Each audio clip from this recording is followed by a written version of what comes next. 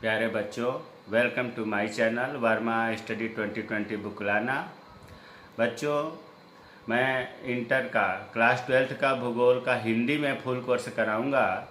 आपको अगर हिंदी में फुल कोर्स करना है तो मेरे चैनल को सब्सक्राइब कीजिए और बेल आइकन को प्रेस कीजिए ताकि जो भी मैं वीडियो अपलोड करूं तो नोटिफिकेशन आपके यहाँ सबसे पहले पहुंच सके। इससे पहले मैं चैप्टर 8 चल रहा था जिसमें लेक्चर 28 हो गया, आज 29वां पढ़ाएंगे। रेल मार्ग जो है इसमें आज हम लोग पढ़ेंगे ट्रांस साइबेरियन रेल मार्ग। आज हम लोग जो पढ़ेंगे ट्रांस साइबेरियन रेल मार्ग, इसमें आप ये समझ लीजिए कि विश्व का सबसे लंबा रेल मार्ग है। इसकी विशेषताएं क्या है? विश्व का, पूरे दुनिया की बात हो रही है, विश्व का सबसे लंबा रेल मार्ग कौन सा है? ट्रांस साइबेरियन रेल मार्ग है। पहली विशेषता हो गई। इसीलिए मैं पहले नहीं लिखा कि समझ में नहीं आएगा। ट्रांस साइबेरियन रेल मार्ग, देखो बच्चों, चलो मान लो कि एक हम जो है रेलवे लाइन बना देते हैं। रेलवे लाइन को चिन्ह जो है इस तरह से आपको पता है कि दर्शाया जाता है, ठीक है। इस साइड में पूरब होता है। अगर हम दिशा की बात करें तो इस साइड में पूरब, पश्चिम, उत्तर, दक्षिण, अर्थात ये पूर्वी छोर है, ये पश्चिमी छोर है।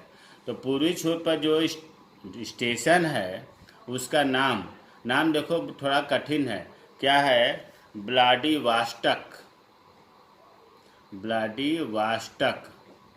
बंदरगाह भी है और नगर भी है। जो पश्चिमी छोर पर है, रूस की राजधानी मॉस्को पहले यहीं तक था। ट्रांस साइबेरियन रेलवे मार्ग जो है व्लादिवास्टक से रूस की राजधानी मॉस्को तक था, लेकिन इसे बढ़ा करके लेनिनग्राड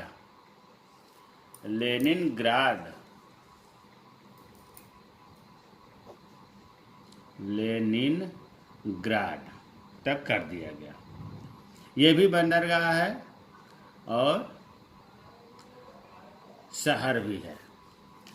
तो अब आपसे अगर ये पूछा जाए कि ट्रांस साइबेरियन रेलवे मार्ग कहाँ से कहाँ तक है, तो आप बताएंगे लेनिनग्राड बंदरगाह से व्लादिवास्टक बंदरगाह तक है।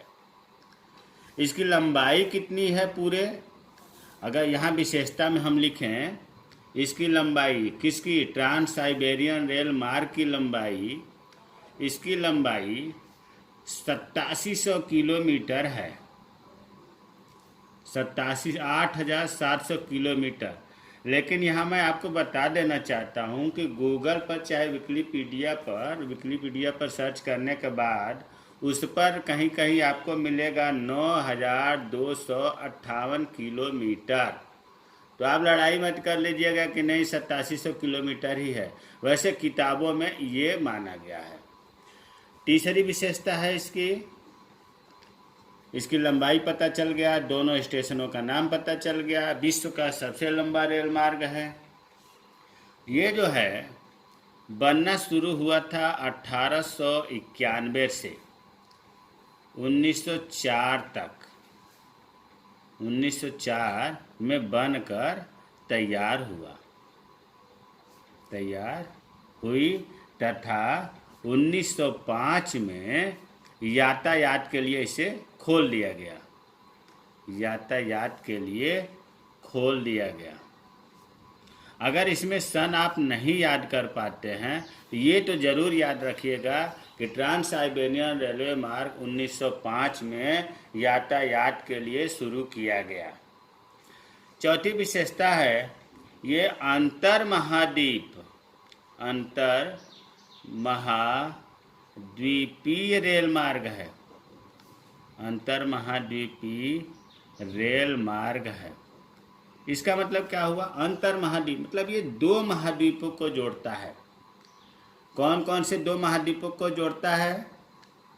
जैसे आप यहाँ समझ लो कि रूस जो है या यूरोप महाद्वीप पूरे को अगर हम 4 भागों में बांट दें या 3 भागों में बांटें तो 2/3 भाग ट्रांस साइबेरियन रेलवे का 2/3 भाग एशिया महाद्वीप में है और यहाँ से यहाँ तक 1/3 भाग 1/3 मतलब एक हिस्सा, 3 हिस्से में एक हिस्सा ये यूरोप महाद्वीप में है, यूरोप महाद्वीप में है।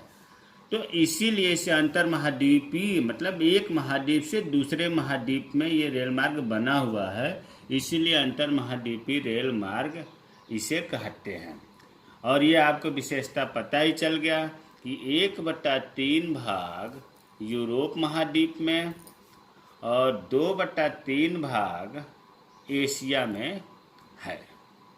देखो छोटे छोटे क्वेश्चन कितने ढेर सारे बन रहे हैं। फिर इस रेल मार्ग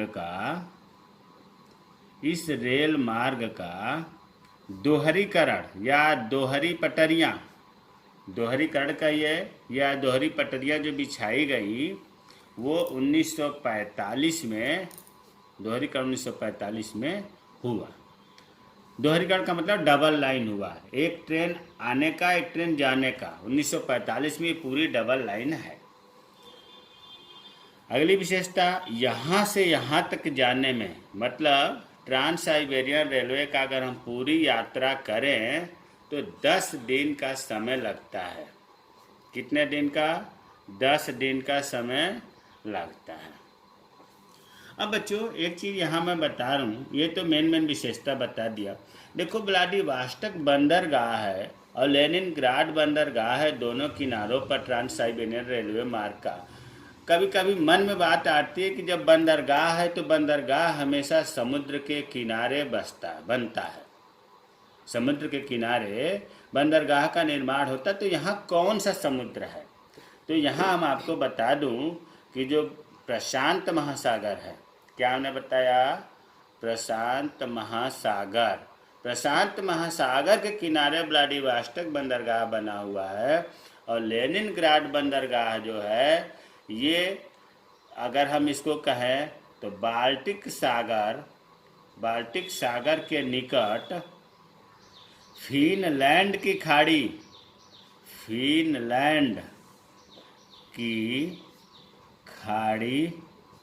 पर बसा हुआ।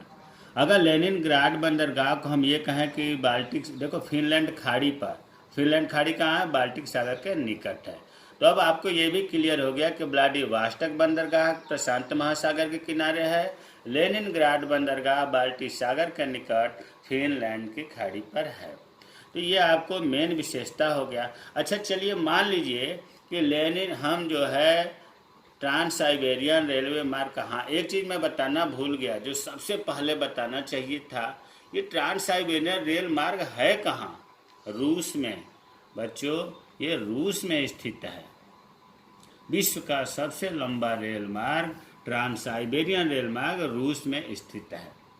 अब मान लीजिए कि हम एक नज़र ट्रांस साइबेरियन रेलवे मार्ग की यात्रा करते हैं। हम लोग जो है लेनिनग्राड स्टेशन पर पहुंच गए, कह लिए व्लादिवोस्टोक तक जाने के लिए।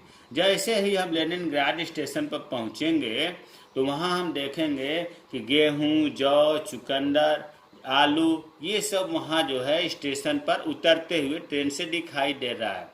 इसका मतलब ये हुआ कि ये इसके रूस के भीतरी भागों से, क्योंकि लास्ट स्टेशन था, तो रूस के भीतरी भागों से गेहूं, जौ, चुकंदर, आलू ये आया हुआ है जो यहाँ पर उतरता है। इसका मतलब कि यहाँ के अंदर खेती होती है इसके भीतरी भागों में।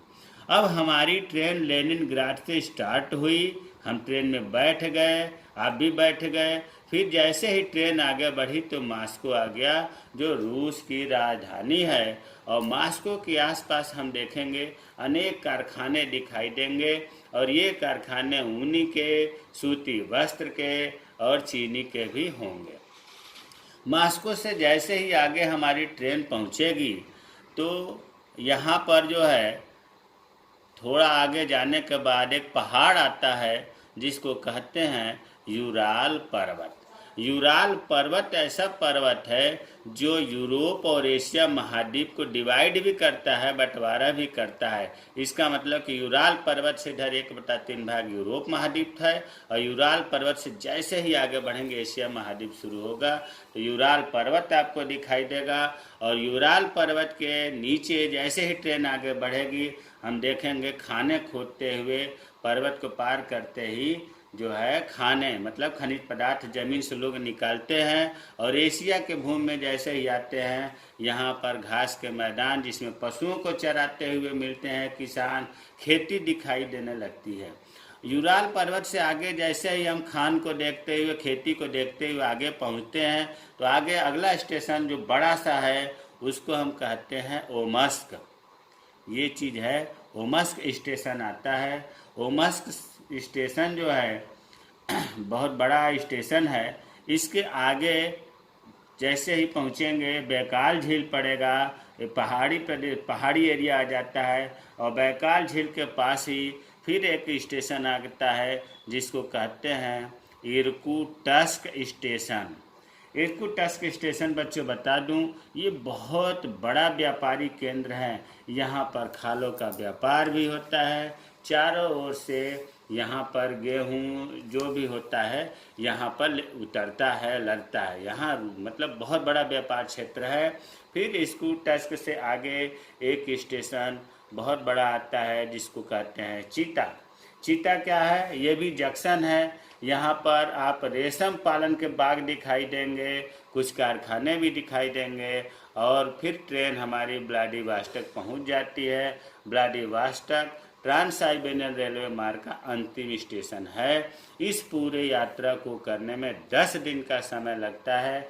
अब हमें उम्मीद है कि आपको ट्रांस साइबेरियन रेलवे मार्ग के विशेषता और एक देखो इम्तहान में रेखा चित्र बना करके ये जो मेन है लेनिनग्राड, मॉस्को, यूराल पर्वत, ओमस्क, इरकुटस्क, चीता ये दिखाया जाएगा और इनकी विशेषताएं होती हैं। अब इनका महत्व क्या है? एक चीज़ मैं बता दूं, इसका महत्व तो बहुत है। एक जगह जैसे पहला विषय महत्व है कि इस मार्ग के खुल जाने से कभी उपेक्षित तथा अत्यंत पिछड़ा हुआ पूर्वी साइबेरिया, देखो इस क्षेत्र में पूर्वी साइबेरिया है। साइबेरिया जब जारों का शासन, जैसे अंग्रेजों का शासन काल था, मुगलों का शासन काल था, उसी तरह से जब जारों का शासन काल था तो इसी क्षेत्र में काला पानी का सजा दिया जाता था। किसी को फांसी देनी होती थी तो साइबेरिया क्षेत्र में ले जाकर छोड़ आया जाता था। उसके बाद वहाँ उसे न कुछ खाने को मिलता था न पानी मिलता था और वो तड़प तड़प करके मर जाता था, जिसे काला पानी की सज़ा कहा जाता था। लेकिन जैसे ही ये रेल मार्ग बन गया, ये काला पानी वाला क्षेत्र जो पूर्वी साइबेरिया कहा जाता था प्राकृतिक संपदाओं का खजाना हो गया, क्योंकि इस मार्ग के ट्रांस साइबेरियन रेलवे मार्ग के बनने के कारण एशिया और यूरोप के बीच में या साइबेरिया के बीच में पशुओं का, वनों का, मिट्टी का, खनिज का, जल का, खेती का पूरा उपयोग होने लगा। नहीं तो वहाँ कोई नहीं जाता था। प्राकृतिक संपदाओं का बहुत ही उपयोग होने लगा और अनाज, कोयला, लकड़ी, धातुएं, समूर पशुओं के बाल को समूर कहते हैं, चमड़ा, मक्खन, सूखा दूध, ये सब पश्चिम की ओर जाने लगे और पश्चिम से मशीन और उत्पाद नए बनते थे वो पूरब की तरफ भेजे जाने लगे।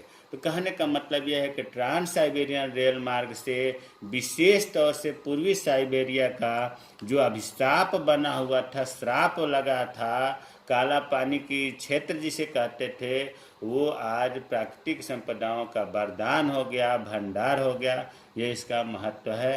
जय हिंद, जय भारत।